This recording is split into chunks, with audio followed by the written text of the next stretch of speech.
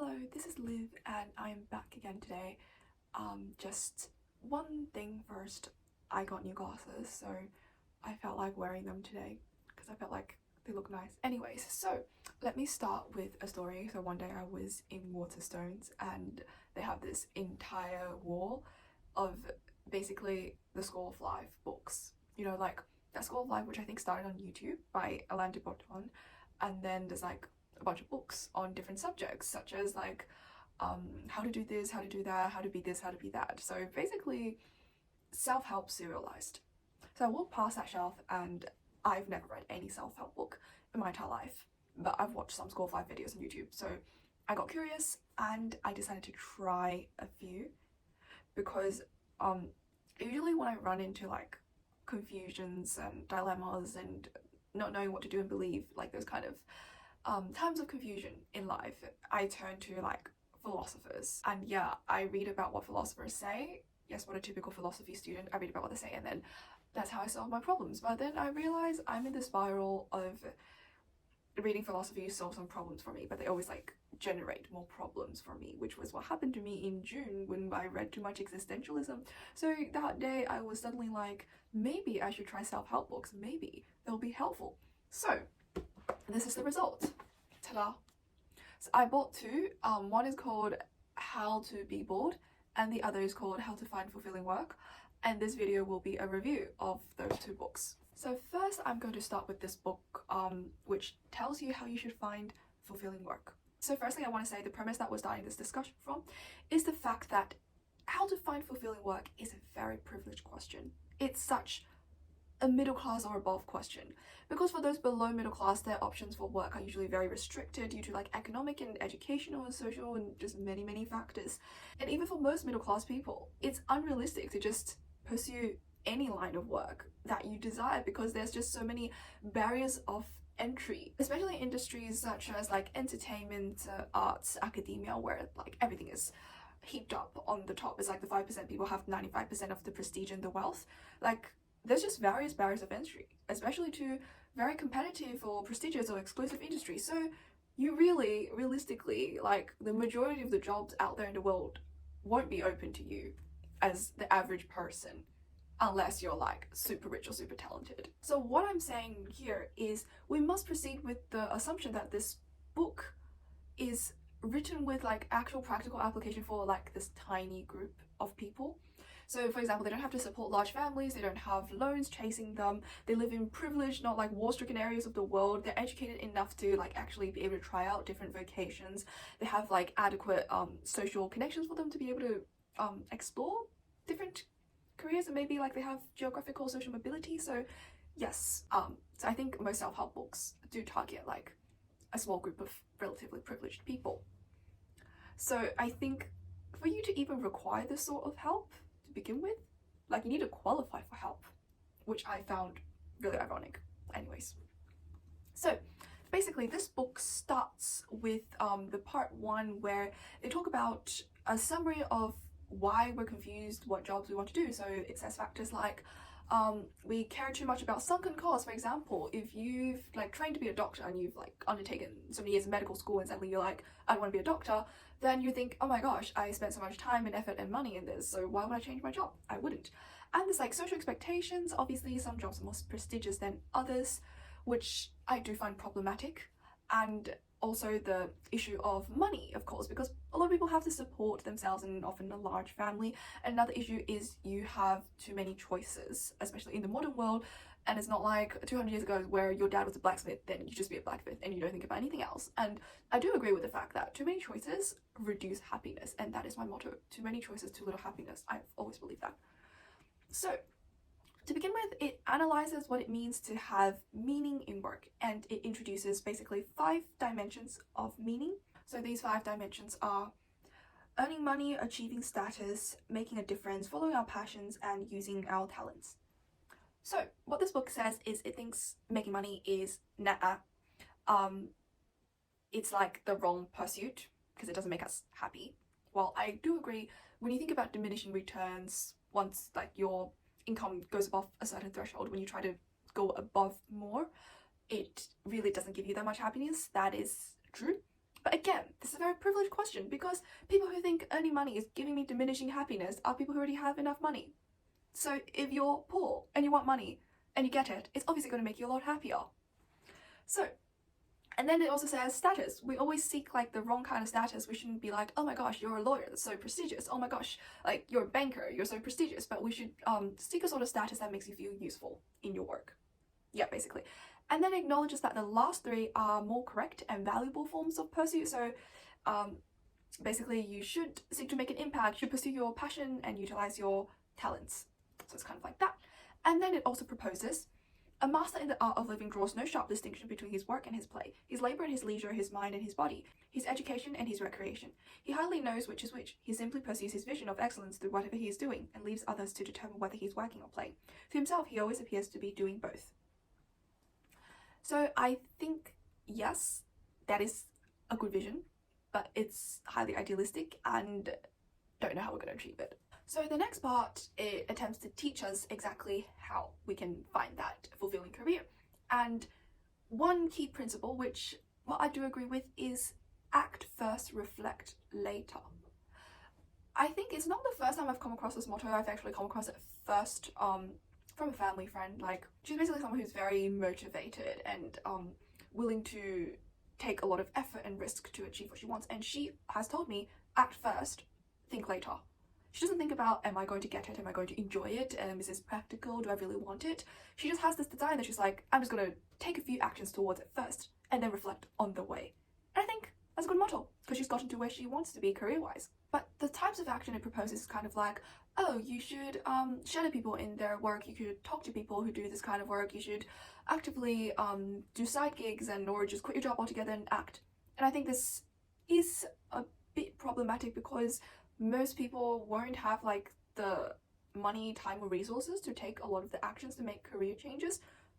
So I agree that more people are actually free to leave their jobs than they think they are, but there is still a very large majority of people who physically can't. Like, if you have to support 3 kids, you can't just quit your job because you feel like it. Also, the book says the ideal job should be one that gives us 2 key aspects: flow and meaning. Personally, I don't really completely agree with the flow idea because I think I can do a lot of things and enter the flow state, but it doesn't mean I absolutely love those things and want to pursue as a career. Like, when I was in high school, I could solve maths questions and I get into flow state because when I'm solving the question, I'm so involved with it and I'm not thinking about anything else, and it's like this very intellectual, interesting process, and at the end I feel very fulfilled. But I don't do any maths in university now. Like, I would not study a maths degree, even though I often enter the flow when I do it. So it's possible to enter the flow doing something that you absolutely do not aspire as a career, so keep that in mind. So the next part talks about the innate human longing for freedom. It says that most people report being happier in like unconventional self-employed careers or like multiple careers, even though they do acknowledge that they have less security. However, I think the problem of privilege and affluence comes back because even the book itself acknowledges in the affluent nations of the modern world, there is no need for most of us to be captive slaves, to be enslaved by machines, bureaucracies, boredom, ugliness, as Schumacher put it. We have the ability, the obligation to escape the stone by carving out new possibilities in our lives. So the book itself acknowledges in affluent nations of our world. So what about everyone else who are not in affluent nations? And also this sort of view really reminded me of like all the I do not aspire to have a dream career, I do not dream of labor, I do not have a dream job, this entire trend that's been going on YouTube like for the past few months.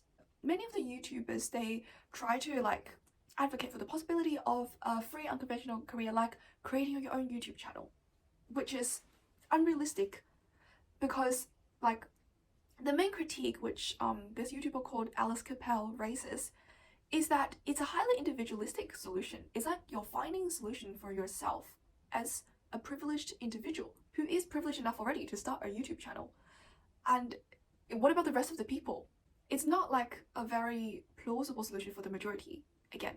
And lastly, before I end talking about this book, I want to challenge its underlying assumption that one must or is best attaining fulfillment through work. Like, why must we have a career? this is a question like that's raised by people who are like in the trend of I do not aspire to labor, because why? The thing is, why can't we gain our sense of like personal pursuit, meaning, fulfillment through non-career activities, such as like hobbies I enjoy in my free time? And my career is just something to support me whilst I can pursue those hobbies. And this book seems to say that's not the correct way to live. You either make your career a passion or you break down these boundaries. But I think it's equally correct if some people think, oh, a job is just a job. I don't hate it, I don't love it, I get along with it, I can complete it.